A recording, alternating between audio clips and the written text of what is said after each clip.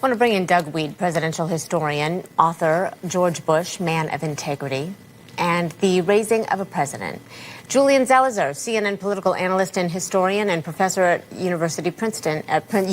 Princeton University, also with us. Thank you, gentlemen. We're glad to have both of you here. Doug, I did want to start with you, and I want to bring up, if we could, please, an Instagram post from Jenna Bush, who says, she talked to her grandfather about dying.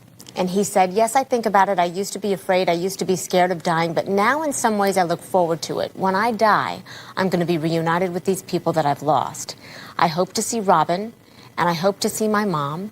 I haven't yet figured it out if it will be Robin as a 3-year-old that she was, this kind of chubby, vivacious child, or if she'll come as a middle-aged woman.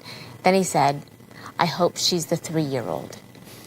How much did that affect who he was, losing his daughter? And did he ever talk to Robin about you, Doug, about Robin to you?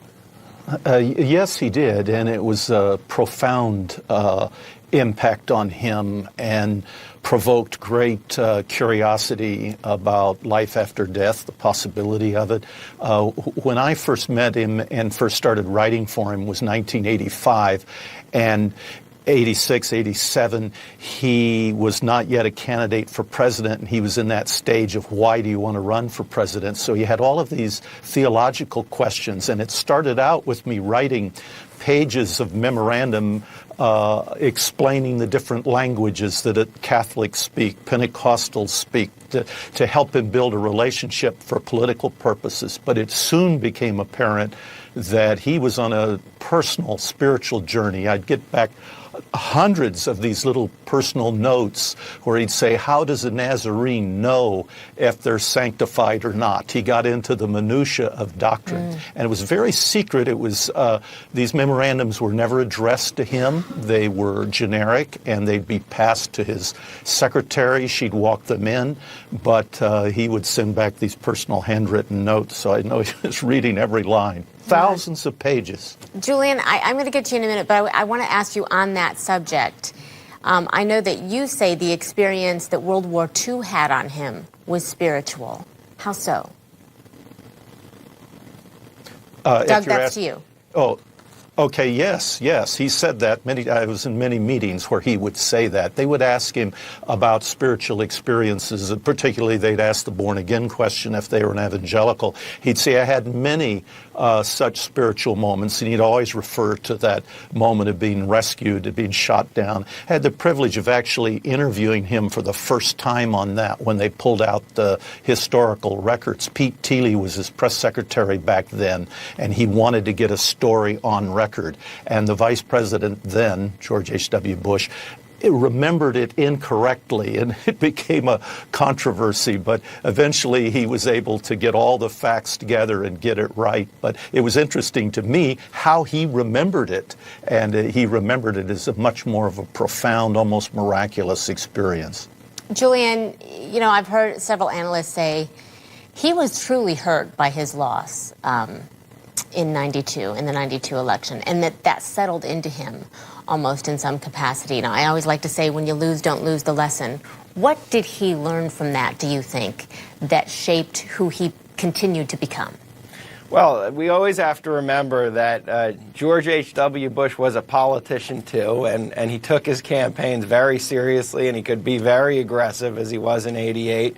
So 92, losing to Clinton, not being able to be reelected was pretty devastating. It instantly certainly tapped into these religious feelings that he had his whole life, and would direct him in his post-presidency to even work with President Clinton down the line on relief efforts, which became part of how he used his post-presidential time to bring relief to people and to try to continue with this mission of public service, which guided him his whole life. And I also think the 92 loss caused a little bit of soul-searching in terms of what didn't resonate about who he was and the kind of politics that he represented with where some of the electorate was. So he was a thoughtful politician who didn't just lose and move on, but actually lost and tried to use the loss to shape the rest of his career and his life. So, Julian, you bring me to another question I wanted to ask you. The '88 campaign, there were some pretty nasty elements of that, and those seem to counter who we're hearing he was. Do you get the sense that was he comfortable with tactics like that, or was that just, I'm in D.C. and I got to play the game? Julian, to you first. Yeah, I think he wasn't fully comfortable with the way the campaign unfolded, but it was his campaign. Lee Atwater ran the campaign. It is considered by many historians really a key campaign in the path to where we went. Really undercut a lot of Michael Dukakis's character.